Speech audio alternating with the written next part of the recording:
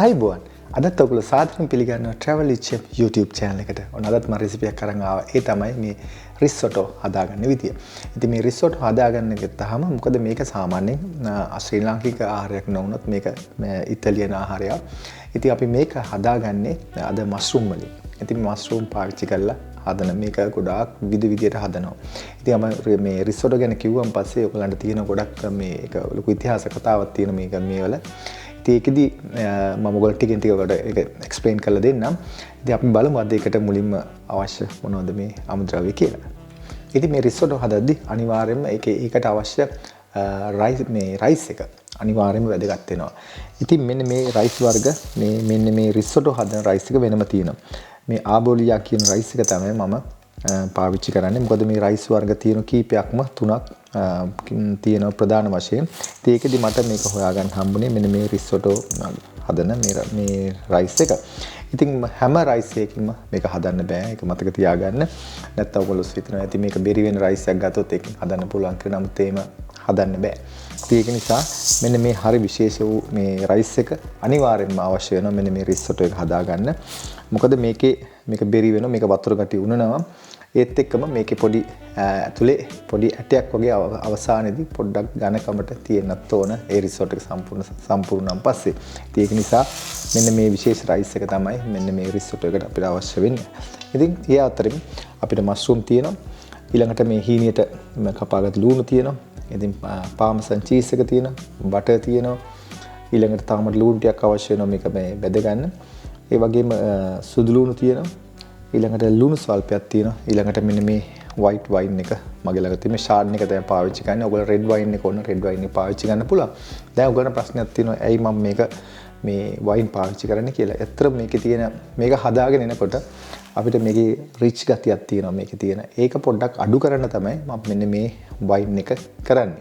එතකොට ඔයගොල්ලන්ට wine පාවිච්චි කරන්නේ නැත්නම් ඔයගොල්ලන්ට ඇත්තටම පුළුවන් පාවිච්චි කරන්න විනාකිරි ස්වල්පයක් පාවිච්චි කරනවා. එහෙම නැත්නම් ගොඩාක් දුරට හොඳයි ලෙමන් ජූස් ටිකක් එකතු කරන්න. මොකද ගොඩක් අය කැමති නැහැ සමහර අය මේක පාවිච්චි. නමුත් අපි රෙස්ටොරන්ට් වැඩ කරද්දී අපි අනිවාර්යයෙන්ම මෙන්න මේක පාවිච්චි කරනවා.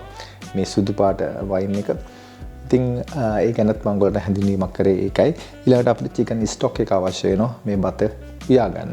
අපි ඉතින් මුලින්ම මම කරන්නේ මේකෙදි මස්රූම් ටික හදාගෙන ඉන්නේ. ඉතින් මම මුලින්ම පෑන් එක රත් කරලා මම ඔලිව් ඔයිල් යාන්ත්‍ර ටිකක් මේකට එකතු කරනවා. ඒකතු කරලා මේ රස්නෙත් එක්කම මම ඉස්සෙල්ලා ලුණු ටික පොඩ්ඩක් බෙදෙන්න හරිනවා. ඊළඟට මම මේකට එකතු කරනවා මස්රූම් ටික. ඉතින් මස්රූම් වර්ග කීපයක් තියෙනවා. ඉතින් මම මේ මස්රූම් එක මට හම්බුනේ මේකෙන් මට ලේසි වුණා මේක හොයාගන්න. ඉතින් නමුත් වර්ග කීපයක් තියෙනවා. ඒක කිසි ප්‍රශ්නයක් නැහැ. ඔයාලට කැමති මස්රූම් එකක් පාවිච්චි කරන්න පුළුවන්. මේක හයි හීට් එකෙන් මම මේක පොඩ්ඩක් සෝට් කරගන්නවා.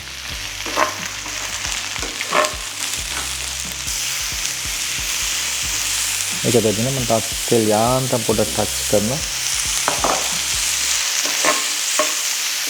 මේක මේ විදිහට යාන්තම් සෝට් කරගන්නවා.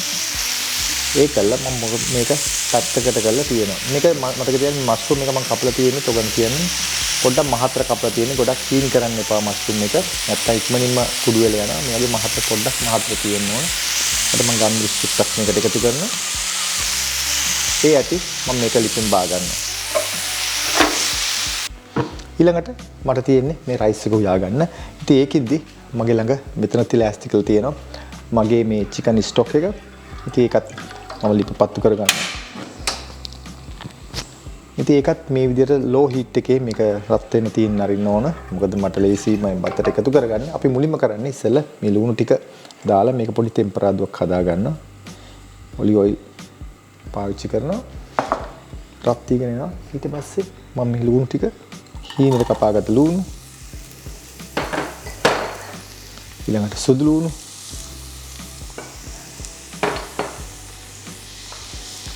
ඒ ටික මේක බෙද ගන්න. මේ ගොඩක් කර කරන්න යන්න එපා.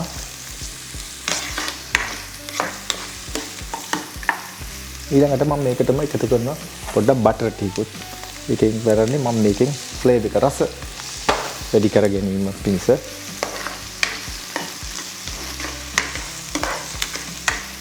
right මේක මේ විදිහට පැදීගෙන එනකොට මම එකතු කරනවා මගේ මේ ආබෝරියා රයිස් එක රිස්සොටෝ. ඉතින් මෙන්න මේ විදිහට මම එකතු කරනවා.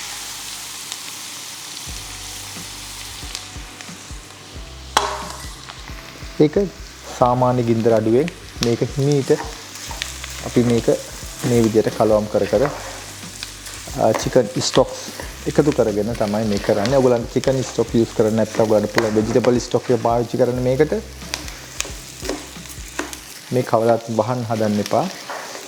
මේ විදිහට එකතු පොඩ අපේ චිකන් ස්ටොක්ස් තියෙන මෙතන. මේකෙන් මම එකතු කරගන්නවා මේක.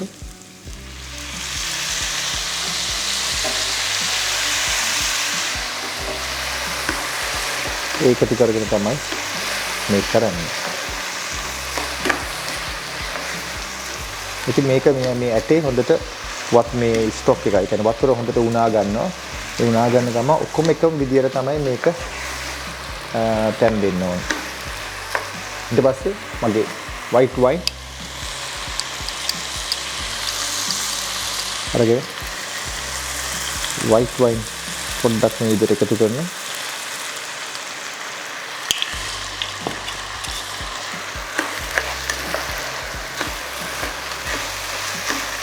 ඊට පස්සේ ටික අපි එකතු කරනවා ස්ටොක්ස්. ඉතින් මේ විදිහට අපිට මේක තම්බ ගන්න ඕන. at least මේක යනවා විනාඩි 15ක්වත් මේ විදිහට ලිපේ මේ ගින්දර අඩුවෙන් තියාගෙන මේ වගේ කලවම් කර මේක මේ උයා ගන්න ඕන. ඉතින් මේ විදිහට ඔයගොල්ලෝ කරනකොට ඔයගොල්ලෝ බලයි මේක දැන් සාමාන්‍යයෙන් අපි රෙස්ටුරන්ට් එක කරද්දි මේක ඊට වඩා වෙනස් විදිහට කරන්නේ. මොකද මහා පරිමාණු වෙනකොට අපිට මේ එකක් නිසා මේ වගේ කාලය ගත කරන්න බෑ. අපි ඒක වෙනස් විදිහකට උයන්නේ. නමුත් මම ඔයගොල්ලන්ට මේ හරි විදිහට මම කියලා දෙනවා මේ විදිහට ලේසියෙන් කරගන්න පුළුවන් විදිය. සාමාන්‍ය වගේ පවුලේ ගෙදර අයට මේ විදිහට හදා ගන්න පුළුවන්. මේ වගේ සුළු ප්‍රමාණය මෙතන ඇත්තටම මේ හාල් තිබුණේ ග්‍රෑම් 500ක ප්‍රමාණයක්. ඊට පස්සේ මොකද මේ ස්ටොක් එක හැම වෙලාවෙම මතක තියාගන්න රස්නෙට තියාගන්න ඕන. හේතුව මේක සීතල එකක් දාන්න බෑ මේ වගේ හාල්යක් උයද්දි. මොකද නැත්නම් එතකොට ටෙම්පරේචර් එක ඩ්‍රොප් වෙන නිසා අනිවාර්යයෙන්ම රස්නේ වලින් ස්ටොක් එක තමයි අපි දාන්න ඕනේ. ඒ නිසා මේක මට තියෙනවා මේක තැම්බෙන කම්ම විනාඩි 15ක වගේ ප්‍රමාණයක් මේ වගේ හැඳිය ගා මේක තම්බ ගන්න. දැන් මේක මම ගොඩාක් කළා දැන් විනාඩි 15කට ළඟයි. දැන් මේක දැන් ටිකක් තැම්බීගෙන ඉන්න තියෙන්නේ. මට ඉතින් මම බලන්න ඕනේ අතින් මල්ලා තමයි බලන්න ඕනේ. මේ දැන් මේක තැම්බීගෙන ඇවිල්ලා තියෙන්නේ. තව විනාඩි 2-3ක් යනකොට මේක හරි. ඉතින් මම මේකට තවත් වෙනසක් කරන්න හදන්නේ. ඉතින් මේකෙදි මගේලා තියෙන එක්ස්ට්‍රා වර්ජින් ඔලිව් ඔයිල් එකක් තියෙනවා. ඔලිව් ඔයිල් පොඩ්ඩක් ටච් කරන මේ විදිහට. ඒකල්ල ඊට පස්සේ මම එකතු කරන මේකට මගේ මේ මස්රූම් ටික. මස්රූම් වල මම වතුර ගතියක් තියෙනවා. මම ඒවත් එක්කම ඒකේ දාන ඔක්කොම පාට වෙනස් වේවි. දාලා මේ විදිහට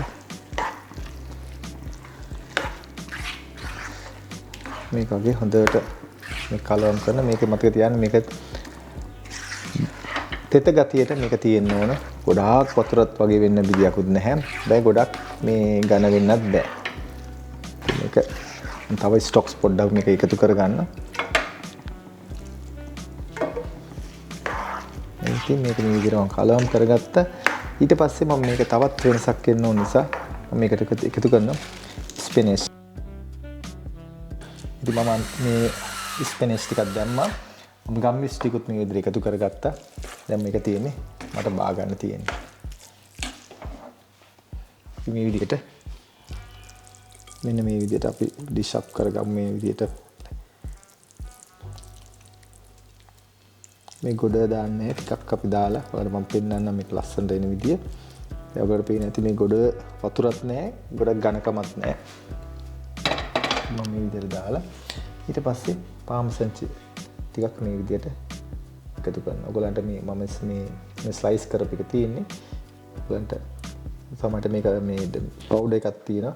ඒක පාවිච්චි කරන්න පුළුවන්. ඉතින් මෙන්න මේ විදිහට තමයි මේක එන්නේ. ඉතින් මේ විදිහට තමයි මම අද මේ මස්රූම් එක හදාගත්තේ. ඉතින් මේක ඇත්තටම ගොඩක් විදිහට වෙනස් වෙනවා. අපිට හදන්න පුළුවන් චිකන් එකකින් හදන්න පුළුවන්. ඊළඟට රෝස් පම්කින් එකදී මේ හරි පොපියුලර් තමයි. ඉතින් ඒ වගේම තමයි මේ සාමාන්‍යයෙන් මේ ඉතාලිය ගත්තාම ඉතාලිය මේ එක එක ප්‍රදේශවල අනුව වෙනස් වෙනවා. හාල් එක පවා වෙනස් වෙනවා. හදන විදිය පොඩි වෙනස්කම් තියෙනවා. ඉතින් සමහර වෙලාවට සුපර්වේදිනුත් ඒක වෙනස් විදිහට හදනවා. ඉතින් මම මේක සාමාන්‍යයෙන් අපි දන්න විදිහ තේරෙන විදිහට තමයි අපි මේක හදලා තියෙන්නේ. ඉතින් මේක මේ හැමෝටම කන්න පුළුවන් විදිහට හදලා තියෙනවා. ඉතින් මේක හොඳ මේ ভেජිටේරියන් එකකට පාවිච්චි කරන්නත් පුළුවන්. හැබැයි ඔයගොල්ලොන්ට මේ ඇල්කොහොල් දාන්න නැත්තම් කනෝදා ඉන්න ඔයගොල්ලන්ට පුළුවන් ඕන ලෙමන් ජූස් ටිකක් දාන්න. ඉතින් මම හිතනවා අද වීඩියෝ එකට ඔයගොල්ලෝ යමක් ඉගෙන ගන්න ඇති කියලා. මෙවැනි මලුතු වීඩියෝ එකක් හම්බෙන්නතුරු අදට ගිහින් ඉන්න. සුබ දවසක්.